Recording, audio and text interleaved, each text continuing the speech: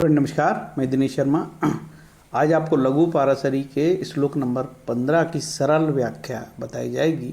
उसमें केंद्र और त्रिकोण का संबंध योगकारी होता है, भले ही ग्रह अस्त नीच शत्रु राशि में क्यों ना हो, यदि त्रिष्ठाय पति या दुष्ट स्थान पति के स्वामी से संबंध ना हो की शर्त लगी है। ठीक है, अब इसका आगे सरल व्याख्या करने के क्रम में बढ़ते हैं कि जो लिखा है उसका क्या अर्थ होगा। कि मेरा मोबाइल नंबर है, आपको कुंडली विश्लेषण के संबंध में बात करना तो कर सकते हो। ब्रह्मा मुरारी त्रिपुरांतकारी भानु शशि भूमि सुतो बुधुश्च गुरुश्च शुक्र शनि राहु केतु कुर्वन्ति सर्वे मम सुप्रभात। सभी 9 ग्रहों को सलाम करते हुए, सलामी देते हुए आगे बढ़ा जा रहा है। ठीक है, क्योंकि बिना ग्रहों को सलाम किए आगे बढ़ना महापाप की श्रेणी में। केंद्र त्रिकोण नेतारो दोष युक्तावपीशम संबंध मात्र तद संबंध मात्र तदबलिनो। बलिनो शब्द आ गया, बलिनो का खेल है यहाँ। भविताम योगकार का संबंध मात्र बलिनो भवेद योगकार का। अब इसकी जो टीका हम पढ़ते हैं तो टीका जो है रामेश्वर भट्ट की, उन्होंने बड़ा स्पष्ट कह दिया है, केंद्र और त्रिकोण के स्वामी दोषयुक्त भी हों तो केवल संबंध मात्र से योगकारी होते हैं। अब केंद्र त्रिकोण बोल दिया, अब इसमें लिखा है बलिनो, बलि केंद्र त्रिकोण। अब ये जो भट्ट साहब की बात सीधे सीधे नहीं समझ में आई, दोषयुक्त किसे कहेंगे ये भी नहीं समझ में आई। पंडित सीताराम झा आगे कहते हैं, यदि उक्त केंद्रेश और त्रिकोणे स्वयं दोष, फिर ब्रैकेट में लिखते हैं अस्त नीचगत स्वतत्स्वरूप से युक्त भी हो तथापि संबंध मात्र आगे कहे हुए किसी भी प्रकार के भी संबंध से योग कारक विशेष फलदायक होते ही हैं। अब आगे कहे हुए मतलब पिछले जो श्लोक है उनको रिलेट करते हुए कहा है। ये भी चीज़ समझ में नहीं आई यार, यहाँ अस्त नीच कहाँ आ गया बताओ। केंद्रेश त्रिकोणेश अस्त नीच के भी होंगे। ठीक है, अब आगे पंडित मुकुल वल्लभ शर्मा उर्दूदाय प्रदीप के मूल लेखक, उसकी टीका में लिखा है, कुछ लेखक दोष का मतलब नीच अस्त मानते हैं जो उचित नहीं है। दोष से मतलब कर्क लगन में गुरु, कन्या में शनि, मकर में बुध दोषयुक्त त्रिकोण होते हैं, ऐसा दोष समझे, जिसे हम आगे समझेंगे। लघु पाराशरी मध्य टीका, एक लघु पाराशरी मध्य पाराशरी संपूर्णानंद संस्कृत विद्यालय वाराणसी। मेरे पास 2 है, एक लघु पाराशरी है चौखंबा की डॉक्टर हेमंत कुमार शर्मा और डॉक्टर रामचंद्र पांडे की है, दूसरा संपूर्णानंद विश्वविद्यालय की है और वो जो है कुलपति प्रोफेसर राजेंद्र मिश्र की है। ठीक है, संपूर्णानंद संस्कृत विद्यालय वाराणसी की लघु पाराशरी मध्य पाराशरी। उनका मानना है बलि केंद्रेश और त्रिकोण से यदि स्वयं दोषयुक्त हों तो फिर भी परस्पर संबंध मात्र से योगकारक होते हैं। बलि मतलब दशम केंद्र नवम त्रिकोण, केंद्र त्रिकोण नेतारो समझो। ठीक है, अब शायद ऐसे नहीं समझ में आएगा। बलि का मतलब मैंने पहले श्लोक में बताया था, कैसे बलि होगा, कोई ग्रह कैसे बलि होता है, उसको हम ऐसे समझते हैं, इधर समझते हैं। जैसे कर्क लगन में हम बलि समझ लें, पहले बलि तो आपको मैं समझा ही चुका हूँ, फिर भी बहुत छोटा सा समय लेता हूँ आपको। ये त्रिकोण, फिर ये त्रिकोण, फिर ये त्रिकोण, ये सबसे बलि। ठीक, इसी की बात कर रहा है 10वें की। फिर बोलता है ये त्रिकोण, ये त्रिकोण और ये त्रिकोण, ये इसी की बात कर रहा है 9वें की। सबसे बलि कौन सा त्रिकोण है? दशम त्रिकोण और नवम त्रिकोण सबसे बलि है। दशम और नवम की बात हो रही है यहाँ पे भैया। ठीक है, तो हम क्या मानेंगे कि कौन सी बात की?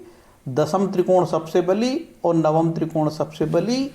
इनमें कोई दोष हो तो आगे जो है ज्योतिषियों ने बोला, अरे दोष नीच और अस्त होना दोष थोड़ी होता है। बोले नहीं, दोष कैसा होगा? जैसे कर्क लगन की कुंडली में, कर्क लगन की कुंडली में ये यहाँ पे देखो, कर्क लगन की कुंडली में ये जो गुरु यहाँ पे है अष्टमेश है, षष्ठेश है और यहाँ त्रिकोण भी है। तो भले ही गुरु कर्क लगन की कुंडली में षष्ठेश भी हो, लेकिन नवम होने से त्रिकोण है, इसके संबंध से कोई भी ग्रह राजयोगकारी हो सकते हैं। क्या लिखा फिर से एक बार पढ़ लेते हैं। केंद्र और त्रिकोण के स्वामी दोषयुक्त भी हो तो भी केवल संबंध से योगकारी हो जाते हैं। अब इनके साथ कौन संबंध करेगा मेरे भाई? चलो आगे बढ़ते, इनके साथ कौन सा संबंध करेगा? इनके साथ कोई भी 6, 8, 12 का ग्रह संबंध करेगा, ठीक है, अष्टमेश संबंध करेगा, कुछ भी हो सकता है, उनमें भी ताकत थोड़ी सी आ जाती, ऐसा समझो।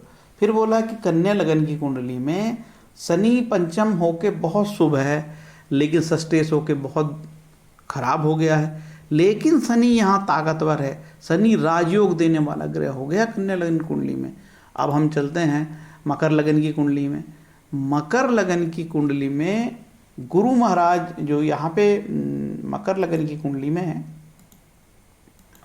यहाँ पे ये जो है बुध प्रबल त्रिकोण है, बहुत पावरफुल है, ठीक है। लेकिन एक भाग उसका छठे में भी पड़ा है, एक भाग छठे में पड़े होने के कारण ये देखो, एक भाग ये इसके यहाँ छठे में पड़ा है, बुध में दोष आ गया।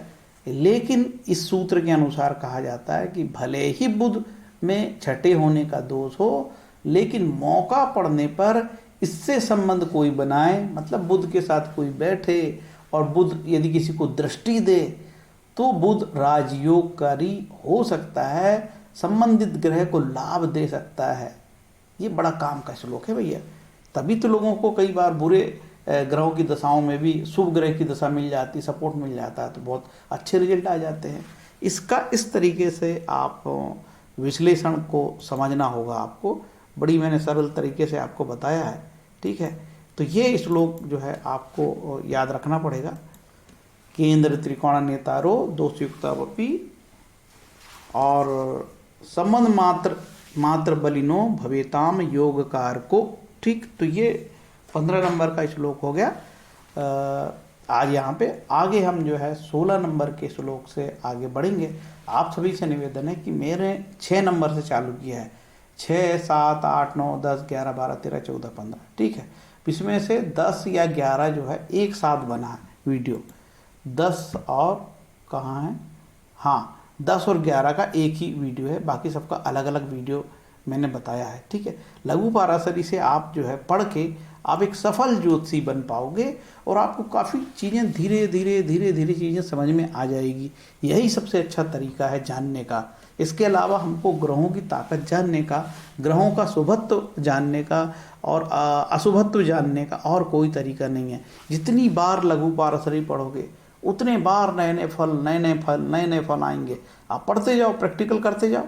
कोई भी कुंडली में ले लो, चलो इसी कुंडली में ले लो एक उदाहरण से कि हम देखते हैं यहाँ पे शनि, देखो इस कुंडली में मिथुन लगन की कुंडली में शनि महाराज को लेते हैं।